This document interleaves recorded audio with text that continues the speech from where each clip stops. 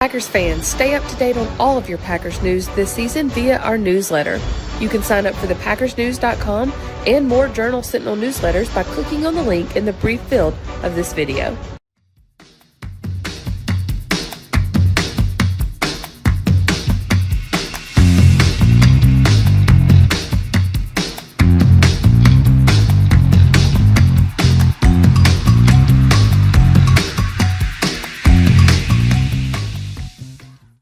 Packers fans, welcome into the Green Knight Team podcast from JS Online and PackersNews.com.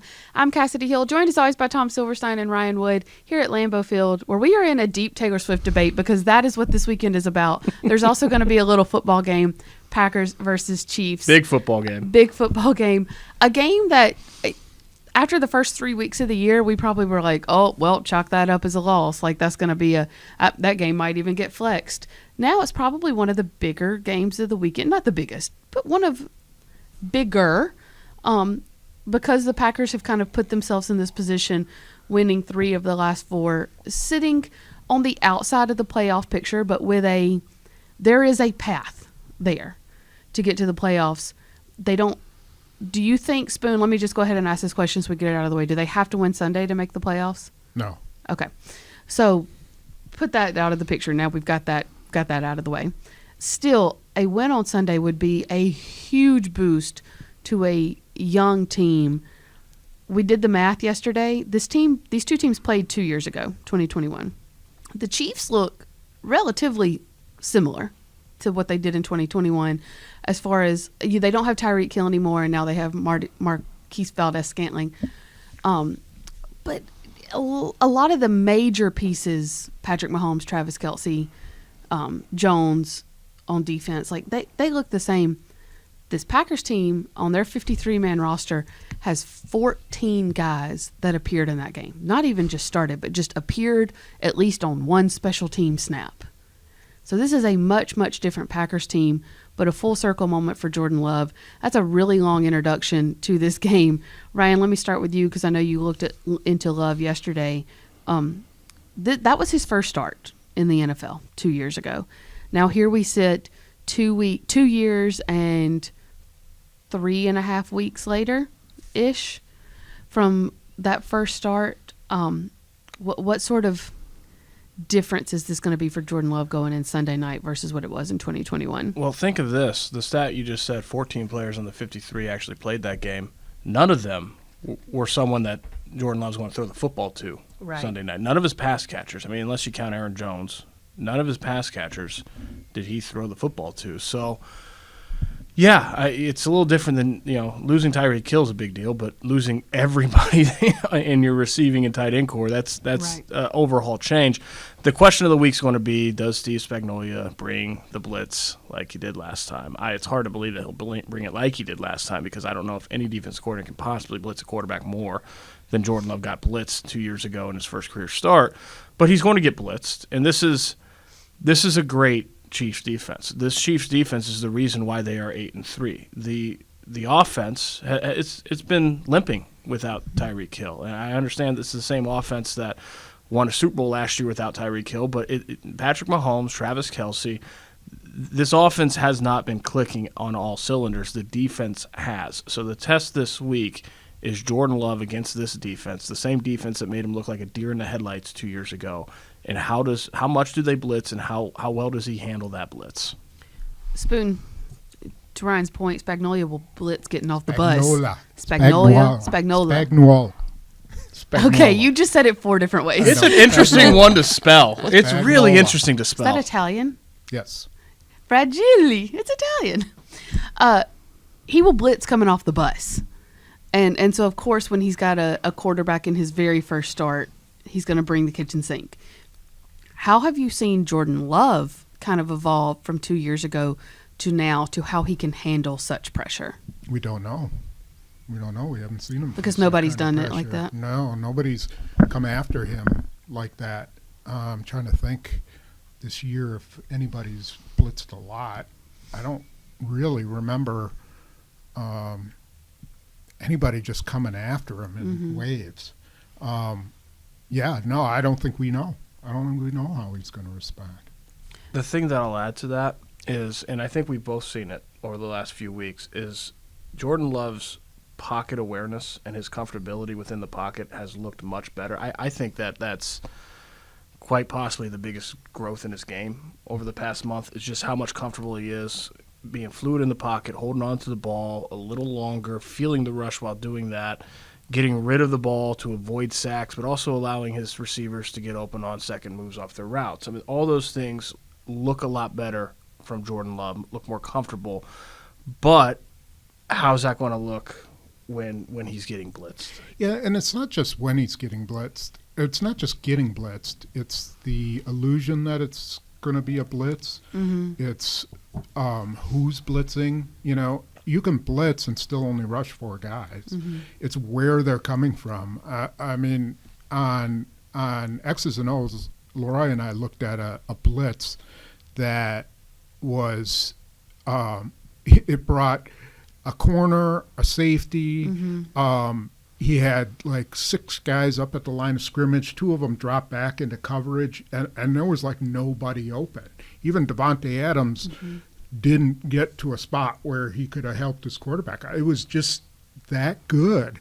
And those are the times, you know, that's going to be the real question, is when he's got a free blitzer, is he going to get rid of the ball? Is he going to throw it into coverage? Is he just going to throw it down the field 100 yards? You know, I'm not sure what their strategy will be, but that'll be the really tough part. Aaron Rodgers, nobody blitzed Aaron Rodgers because he had this knack of knowing where the blitz was coming from. He could see, you know, what was a strong side, you know, where they were loading up. Plus, he'd use the hard count. Jordan Love needs to use his hard count. He's got a good hard count. Especially at home. Yeah, and I've always thought he kind of learned something from Rodgers, who learned it from Favre. They've had success with that, so that's going to be a key. It's interesting you say that, because one of the things I found interesting this week, we've heard from Matt LaFleur since that game in 2021 that he did not like his plan going into that game. And the reason he didn't like his plan, one, they went into that game saying, okay, Steve Spagnuolo's going to blitz, and when he does, Aaron Rodgers is going to make him pay. He's going to go over the top and exploit single coverage and do the things that Aaron Rodgers does against the blitz. They find out Wednesday of that week, Aaron Rodgers is tested positive for COVID-19. He's not going to play that week. And they tried to make it as simple, as manageable, a chaotic week as they could on Jordan Love and just not change anything in the game plan. And so the game plan was, Jordan Love, in your first career start, when you get blitz, just exploit the single coverage, throw deep. And he was not able to do that, clearly. Mm-hmm. So what's the difference in the game plan now, 2 years later, when he is maybe more capable of doing that, but just miserably failed at that type of strategy, that aggressive approach 2 years ago? I think the difference in the game plan will be very interesting. Let's take 60 seconds. This does not have to be long, to do a little football one-on-one, because as you said, Spoon, people really haven't blitzed Jordan Love like this, and they didn't do it with Aaron Rodgers. So this is something that, you know, as Packers fans watch on Sunday night, this is what this means. Explain a hard count and how it's different than a normal snap count.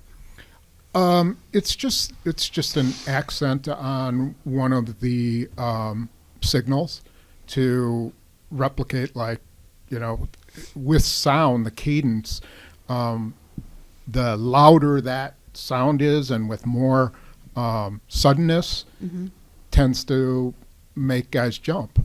It's sort of human nature. And so it's a really effective tool, because it also causes guys who are going to blitz to take a step and show what they're going to do. And that's what Rodgers got out of it, was, you know, he'd use his count and try to get the guys to show. It was also to jump off sides, but as much as anything, it was to get them to show their intention. And then once you have that information, then, you know, you can adjust your protection or whatever. You'd see him, he'd move his back from the left side to the right side after doing that, you know. One other quick little term, we can do football one-on-one, whichever one of you want to take it. You mentioned that the Kansas City will bring, like, safeties and corners and blitzes from everywhere. Very quickly explain what a fire zone blitz is. You want me to, or you want to? Well, I think, you know, there's a flip side to the hard count, right? Because this is a very young offense, and part of the hard count is accented, and that can stress a young offense because you can't flinch. But also, a lot of times it incorporates a dummy call, a dummy count as well, and it's layered like that. So from the offensive standpoint, and they need to incorporate the hard count, but it's going to be a big week for everyone around Jordan Love to understand you cannot move.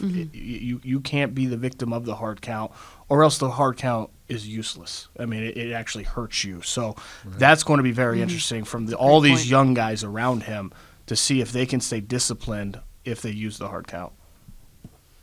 Fire zone. So essentially what it is you're trying to confuse the offensive line as to their blocking assignment. Who's got who? So 5 guys line up in front of the 5 offensive linemen, and they're, okay, I got this guy. Each guy's got one guy. Or maybe there's a 6th guy, and the back says, okay, I got him. Then the play starts, and all of a sudden 2 of those guys drop out. And then 2 guys from somewhere else who weren't in that, on the front line come at you. So how do you adjust? Who accounts for those 2 guys coming from a completely different side? And what is the guy who had a guy in front of him and that guy dropped out? Who does he block? So it's very, it can be very effective. I always remember it too because you remember when you're a kid and you play fire drill at the stoplight. Did y'all ever do that, or is that a redneck thing? Well, you pull up I was a redneck, so that was too long you pull up ago. to a red light and you play fire drill. Everybody gets out of the car and runs to a different door to get back in the car before the light turns green. No, I never did that. Not it was safe. dumb shenanigans of my youth. Yeah. So anyways, it makes me think of that is people switching at the last second. But the part that they can exploit is if you get into one of those situations and you run the ball in a place where that guy pulled out, where he backed off, there can be some big holes. Also, if they've got 11 guys, and this happened in the Raiders game, they had 10 guys up at the line of scrimmage, and it looked like, Aiden O'Connell was going to get crushed. But he handed off to Josh Jacobs, and they hit one nice little crease. They created one little crease, and he was gone. There was no safety. He had a 63-yard run, and it's because, you can die by that blitz as much as you can live by it because all your safeties are up at the line, and if that back gets by you, you're toast. So I really look for A.J. Dillon to have a huge role in this game. Okay. I'm assuming Aaron Jones isn't playing, but either way, I think Dillon will have a huge role. Did Aaron Jones practice today, Thursday? No. Stretched. Okay. A.J. Dillon, did he practice? Okay, so he's at least gotten one day then out there, and he'll still have Friday. This doesn't have so much to do with the blitz, but it does have to do with the pressure. Let's talk about how Jaden Reed can kind of be a tool here.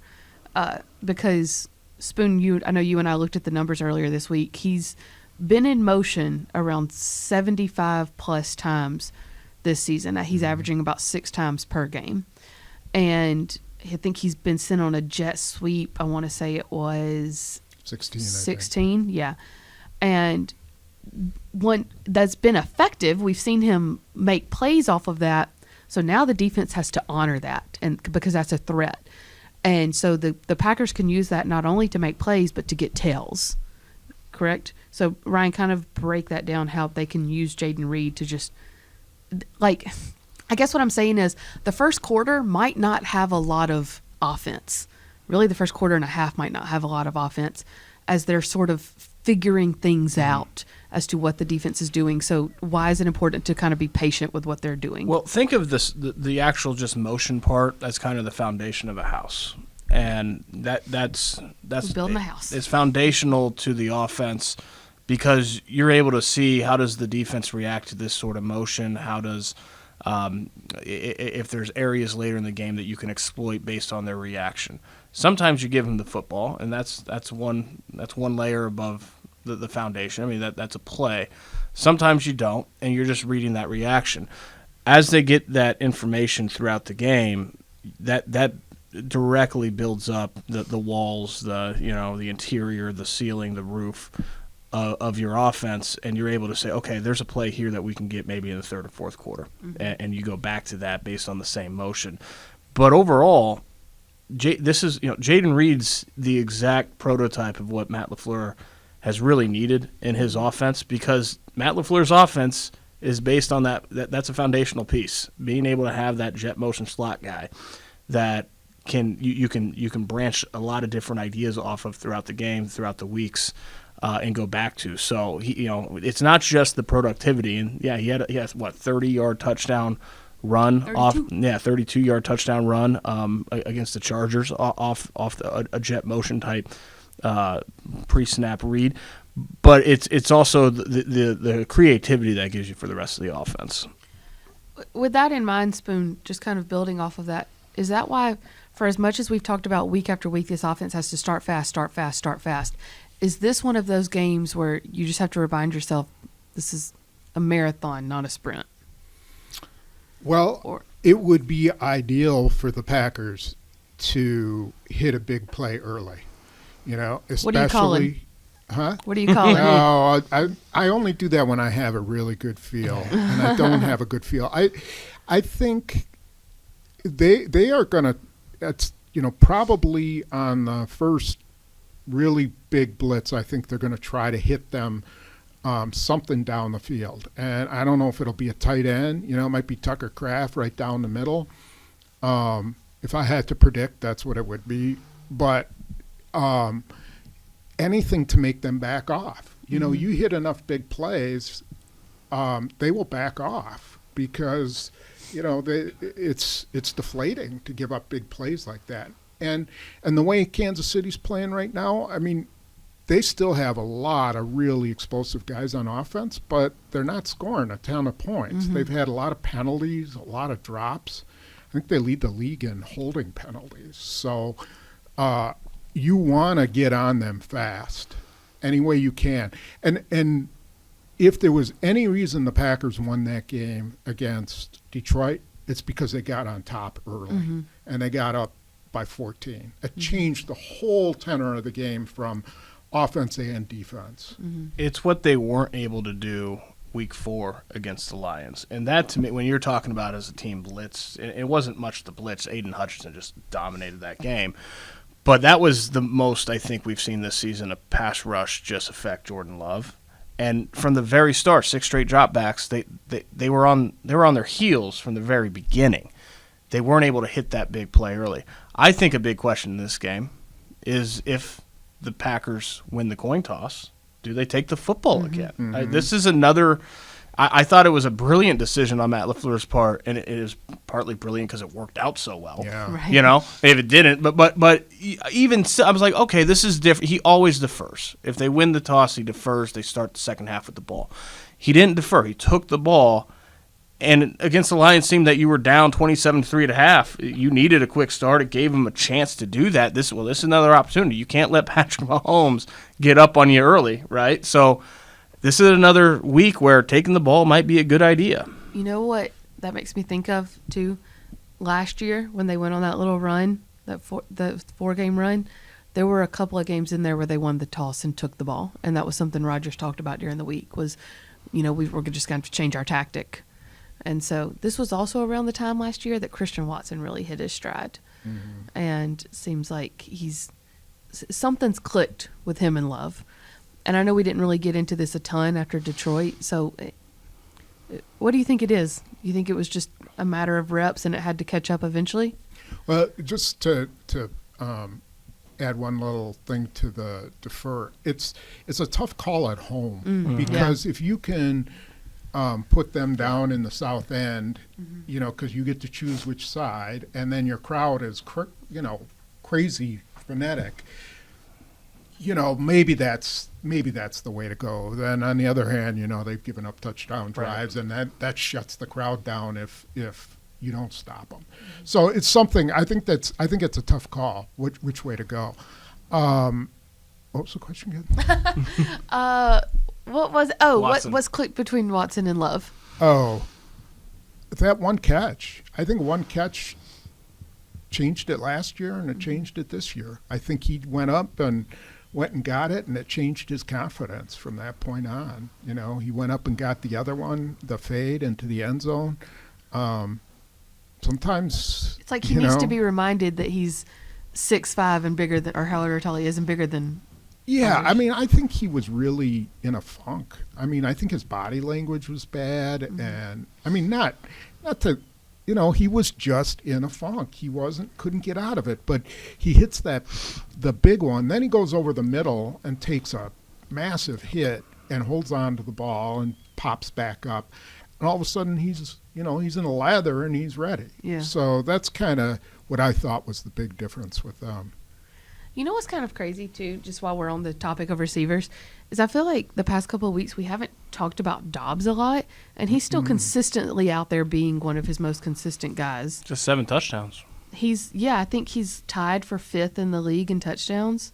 Well, he was consistent until dropping that ball on 3rd down, but then he came back and made up for it with a really nice catch on 3rd down. But in my mind, he's kind of disappeared, even though he does have the 7 touchdowns. I don't think of him that much, do you? I mean, No. I think of Reed, I think of Wicks, Yeah. and I think of Watson And I think and it's, Musgrave yeah. until he got hurt. And maybe part of that is because Dobbs has been doing it. Like, Watson was hurt for a time last year, hurt for a time this year.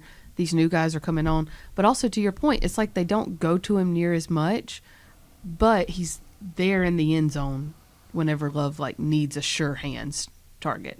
I think there's something to be said about being steady, and he's steady. I mean, generally you know what you're going to get from him. He's not an explosive guy, and Jaden Reed, Dontavia Wicks have been explosive. He's more of your classic possession receiver that can run good routes and can be there when you need him. But he is steady. He went on. He don't just have 7 touchdowns, but before last week he'd gone on a little touchdown streak. That steadiness in the red zone for an offense that for a while this season was struggling to finish drives in the red zone. That's important.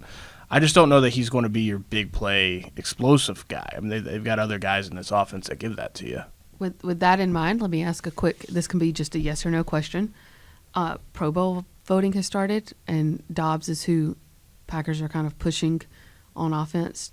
Do you think he's a Pro Bowl receiver this year? No, Absolutely not. no, not He's even. just the best option on this team right now. Where I don't. I think even they're know. going off the I think touchdown they numbers. They probably have to nominate somebody, Yeah. but there's no one on offense I would nominate. I saw that and I didn't understand it. Yeah. You think it's the touchdown numbers? Well, it has to. It's that. Well, and it's probably because they had to nominate somebody or It's or PR. push somebody. Yeah. It's Yeah. PR is what it is. Hey, fans. Do the Packers have on their entire team 2 Pro Bowl guys, maybe? Let me see if I can guess who you're thinking of. Are you going past or this year? This year? Let me think. Quay Walker? Nope. Oh. Are you thinking one offense, one defense? Nope.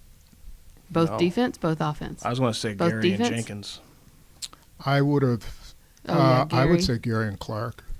I think Okay. Kenny Clark's Yeah, had the that's best fair. year Yeah. he's had in Yeah. a long time. Nixon could still make it as a returner, too. Yeah, he could make it as a returner, yeah. So, anyways, that's just a little aside there. Speaking of defense, let's go to that side of it. As you said, Kansas City has not been scoring a ton. This is still Patrick Mahomes, though. How much do you change your game plan, I guess, when you're playing someone like him? Or do the Packers have enough with what they've been doing the past 3 wins to kind of shut down this offense, especially when you look at what Kansas City did versus Denver? Yeah, I don't know if you can get away with rushing 4 all game and stopping him. You know, you can drop 8 guys into coverage, and if you're rushing 4, he's going to get out of the pocket, and then it's a scramble drill, and then you're in trouble. So I think you got to figure out a way to pressure him and do it in a way that you can not let him get out of the pocket and run. So Let me add something to that. He's one of the best that I've seen, or that comes to my mind, at scrambling and still being acutely aware of where the line of scrimmage is. So even on scrambles, you have to still cover because he can get that ball downfield. yeah, he's Off not one looking necessarily to run. He's scrambling because he wants to throw, and you know he can throw out of any position going any direction, left, right, backwards, forwards. It doesn't matter. Between his legs, over his head. Over a hook shot, So it's a huge challenge. What the Packers have to hope is that, they drop a few balls and, Gary and Preston Smith play the way they did. Well, and Clark and really Carl Brooks played really well, and so did Devontae Wyatt. They just were able to rush with 4 or 5 and get pressure. And so if they can do that again, then they got a better chance. It's ideal because blitzing him is such a double-edged sword. And for the same reasons that Matt LaFleur wanted to go deep when Steve Spagnuolo blitzed 2 years ago if Aaron Rodgers was on the field. Because it's the same way, if you blitz Patrick Mahomes, he very much will exploit your single coverage. I mean, he will test Carrington Valentine. He'll test the young safeties. It's a double-edged sword. You got to any great quarterback, the way to neutralize him is to affect him with pressure. Yeah, and you have to bracket Travis Kelce all game. You have to do everything you can to take him out, and the other guys, hope your secondary holds up to him. That was my next question: is what do you do about Kelce? Do you put Walker on him? No, whatever your coverage is, you have to have someone either inside and outside or over the top and underneath. Just keep him doubled so that there's always someone close to him, someone in the passing lane. It makes it a little harder for Mahomes to find him. I mean, you can take anybody out of a game, but you better have the guys to handle that. Now, if they can get Jair Alexander back and he plays, like he did in what was the last game he played? Chargers, yeah. If he plays Rams. Yeah, Rams. He deflected the ball right. with an interception. If he plays like that, then then they can just pour a lot of coverage onto Kelce, and they have a better chance. Do you put Alexander on MVS? I don't know who you put him on. I mean, you could just let him run free and count on him dropping Kadarius Toney, I don't know that I feel like I had to lock him up. It's those guys all can make big plays, but I don't know who you would put him on. How much would you put, not for the full game, but how much would you put Jair Alexander on Kelce? You could try. I think that'd be interesting. Didn't they try to do that a little with Kittle once? I can't remember, or maybe it was Stokes. I don't remember exactly. I also forgot about Rashee Rice, who's playing really well. I think he's actually their leader. Yeah, maybe that's who they put Alexander on. I don't know. Yeah, you could have some instances where you do that, or you could, what they did with Laporta wasn't bad. There were a couple times they let him get loose. But, they had McDuffie over him, and just chucking him and making it hard to get the ball over the middle to him. Maybe that's what you do. You have a guy right in front of him and then another guy over the top. I just thought of what their best defense could be, and y'all are going to get mad at me for saying this. Oh, boy. Have you seen Kelce's stats when Taylor Swift is there versus when she's not?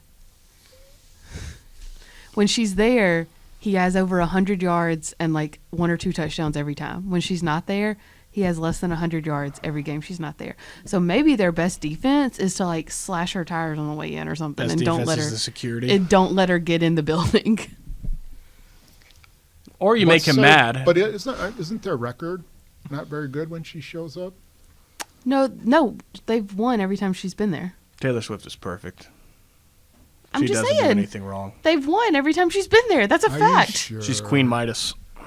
I don't know. They won versus the Jets. They won versus the Bears. That's when they like beat them into the ground like 50-10 or whatever it was. I feel like, and she's been to one other game. For the interest of context and especially partiality, we owe it to the listener to make clear that you're a Swiftie. You're a hardened Swiftie. Yes, but I'm also just saying that's a fact. He's had less than 100 yards whenever she's been there, and he's like gone over 100 and scored every time she's there, and they win. Best defense is not let her in the building. It's literally all because of Taylor Swift. Mm-hmm. It is Point all because being, of Taylor Swift. Someone that we haven't talked about in this whole little discussion about the Chiefs' offensive playmakers is Pacheco. as well. I thought you were going to say Taylor Swift. I was like, oh boy. I'm letting go of that one. We can move on. Isaiah Pacheco, he's only in his second year, and he's already become their go-to back. He's shifty. Like, he's not necessarily a bowling ball. He can kind of squirt through there. So do you keep a safety like in the box for that, or what do you do there, guys? Well, you're going to have to, if you're going to bracket Kelce a lot of the time, it's going to be hard to play an 8-man front. Mm-hmm. You can do it, but they're just going to have to play better run defense. I mean, they played it better against the Lions. They were just more physical, and they got to win up front. Clark Wyatt and Slayton, who did an amazing job against Detroit with double teams. They have to hold up. Mm-hmm. That's what it is. It's a huge week for the defensive line, the guys you just mentioned, and then on the perimeter, Rashawn Gary and Preston Smith, knowing they need to affect Patrick Mahomes, we need to do that without giving up contain. Yeah. Can't be a repeat of week 2, right? In Atlanta, where you're just getting your penny ears back, get after the quarterback, and just have set no edge. They've got to do that while setting an edge. So it is a massive week in both phases for this defensive line, interior and perimeter. So, last week, Jonathan Owens played a really nice game in run support, and tackling. He was all over the place. So he had 12 tackles, game do you lead. play, who do you play at safety? Ooh, that was my next question, Spoon. You read my mind. Yeah. Because Savage has practiced this week. Sounds like he's back. But you've really got something. You've got something there. I feel like it's not necessarily like Owens is a Pro Bowler or Anthony Johnson Jr., but together they've made sure there's not any miscommunication and nobody's getting lost on them necessarily. Is that worth it to have over maybe, Well, and Rudy Ford's coming back. and Rudy Ford. So your two starters are coming back. What do you do if you're Joe Barry when you've got two safeties that have been playing pretty good? I asked Joe Barry about this a couple weeks ago when Rudy Ford played, and I think this was the Chargers, and they took Anthony Johnson Jr. off the field and had Jonathan Owens next to him, next to Rudy Ford. So that's your depth chart. And I asked, why did Ford get the start? And he's like, well, Rudy Ford's the starter. And, it's you got to be more flexible than that. Like, you got to go with who's playing well, right? And I'm not saying Rudy Ford's not playing well. He hasn't been playing, and the guys in his place have been playing well. So I think that'll be very interesting. Yeah, I don't know. We don't know how much they've been protecting Anthony Johnson, what exactly his win rate is and things like that. He's certainly, playing all over the field, and really don't see any huge busted coverages from him. I don't know. I think there will be some sort of rotation. That's what they're doing. Yeah. They decided to do that on offensive line, and it's worked. So, bring Savage in on third downs, because he's fast and he can, cover a little bit more ground, and maybe have Owens or Ford in, on early downs, or do it by series. I don't know. Do you think that's what they're going to have to do? I don't think this happens this week, but is that what they're going to have to do at corner as well when Stokes is back? How about this week? I mean, I assume they would start Alexander and Valentine. Yeah. But Corey Ballantyne has played really well. Yeah. And how do you just set him on the bench? You could. I mean, maybe you refigure your nickel defense somehow. I don't know. He's played well, but there's been a few different times where he's been in coverage and like he's been in the right spot, but he hasn't been able to get his hand in to break it up. And I'm thinking of twice in the end zone that this has happened, once versus the Chargers and once versus the Lions. And I just couldn't help but think like that's a pass breakup that Alexander makes. It's interesting. In training camp, Corey Ballantyne told me that the biggest part of the game he's focusing on is finishing plays and playing the football. Yeah. So that goes right. And if I had to guess, they're going to go, if Alexander's active, they're going to have Jair Alexander, Carrington Valentine, the perimeter, Keyshawn Nixon in the slot and nickel. And if Carrington Valentine gets exploited, if he gets exposed, you'll see Corey Ballantyne out there. But if not, they're going to go with that and see how that lineup, what that lineup gives them. Yeah, I could see that. I started to say this earlier, but then I didn't finish the sentence, and I don't think y'all heard me. This may be mean. They could just let MVS run out there and count on him dropping it. Put a guy on somebody Not bad else. defense if he drops it. Yeah. So we will. I think he'll be pretty motivated. Yeah. This will be his first time playing back here, right? This is the MVS revenge game. I mean, they let him go. Yeah, they didn't. He wanted to come back, Yep. and they didn't offer him. I didn't know that he wanted to come back. Yeah. Well, I mean, he wanted a decent contract, and he had to settle for Over-under? He settled for $10 million a year Right. at Kansas City. Love to settle for that. What over under on his yardage? Oh boy, I would say 60. I don't know if he's going to catch the ball. I was going to go 92. I was going to go 62, but I don't know if he's going to catch the ball. 60 as well 60 or as well. 62? Well, let's get weird. 62 and a half. Okay, I was going 92. I was giving him more. If he catches the ball, then you might be I'm right. giving him one long ball. If he catches on it, that, and like a 63-yarder or If something. Jair Alexander is across from him, that's going to be really interesting. Yeah. Jair Alexander's going to try to Getting his head. beat him up all over the line of scrimmage, and that'll be kind of fun to watch to see how MVS handles it. MVS is a good receiver, and he was a good receiver for them last year. Yeah. And then the drops kind of He's just had the dropsies this year. he is what he is. When he catches the ball, he is a really, really, really good deep target. And when he doesn't, it's a problem. It's a meme. Yeah. I know that we'll have our actual score predictions in the Green Bay Press Gazette and Milwaukee Journal Sentinel this week, but give me your overall prediction of this game, Spoon.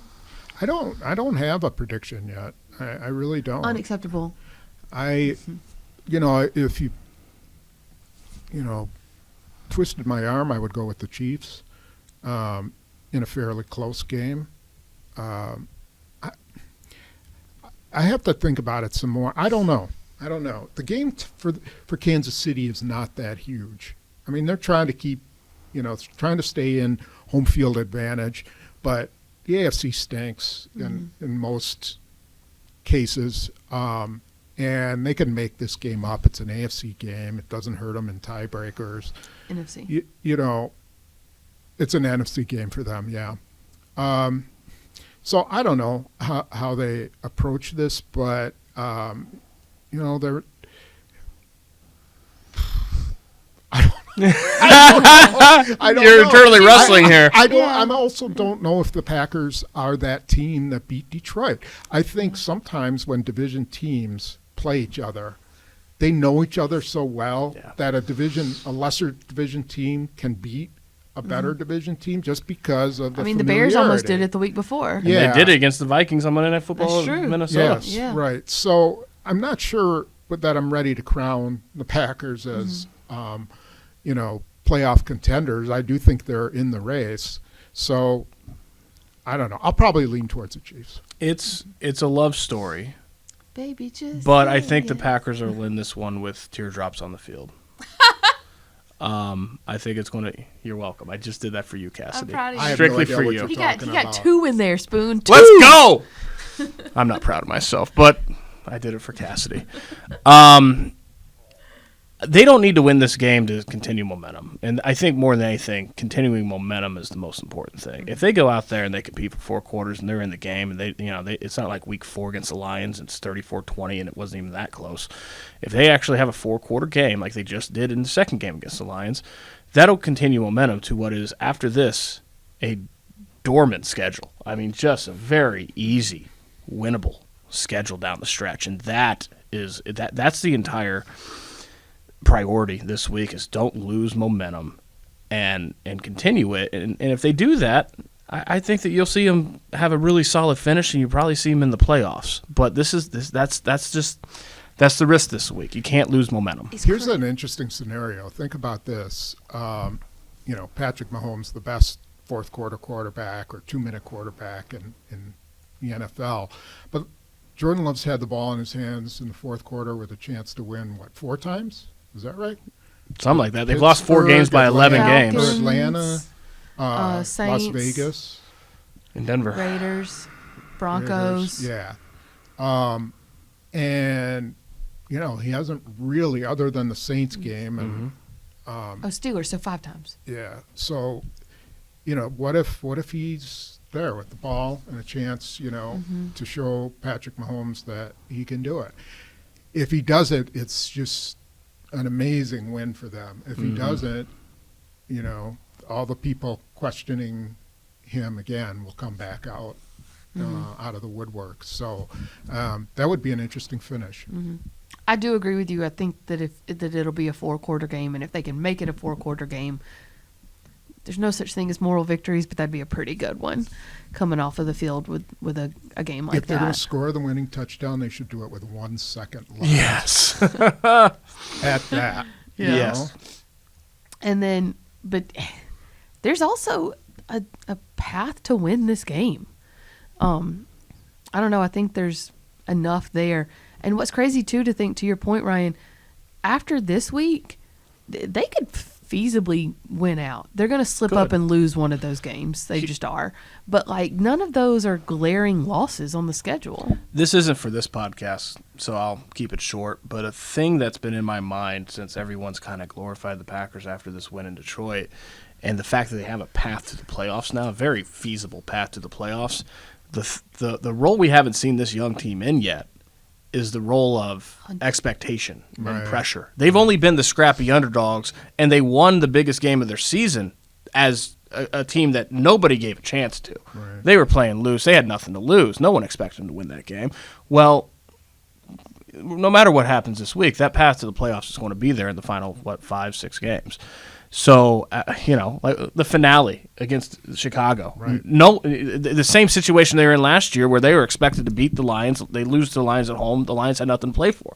If that game has a playoff spot in the line, everyone's going to expect the Packers to win at Lambeau Field. They just trounced the Bears week 1 in Chicago. The Bears are absolutely terrible. They're a horrible football team. But they'll be playing loose, and all the expectation and pressure in the world will be on the Packers. So how do they... At some point, we're going to have to see how they handle that situation. Again, it's not for this week, but I think that'll be fascinating. Minnesota won't be a slam dunk either. No. That's always a tough place to play, and you never know what Josh Dobbs or Nick Mullins or whoever's going to be the quarterback at that time. You just don't know. So those games aren't, they should win them, but they're not gimmies. Nick Mullins, that was the 2018 49ers savior, right? Yeah. Didn't he get them into a wild card spot? Yeah, I think so. Something like that. Yeah. Agree. As y'all said, I think it'll be a close game, but I think I'd probably lean Chiefs. If the Packers win as they're walking off, DJ has to play Love Story. He has to. So we will wait and see if that happens. We will be there to cover it for you all. It's supposed to be a cold one, but not a snow game, so it shouldn't be too difficult of conditions. We will be there. It's a late kickoff, 7:20 p.m. So Spoon's live blog will start around 6:45, 6:50. So make sure you're following that as well. Ryan will have inactives before the game, and we will have full coverage throughout and afterwards as well. And we will have continued coverage through the rest of this week as well, leading up to Packers versus Chiefs. We'll see you next time, guys. Thanks as always. This has been the Green 19 podcast from JS Online and PackersNews.com.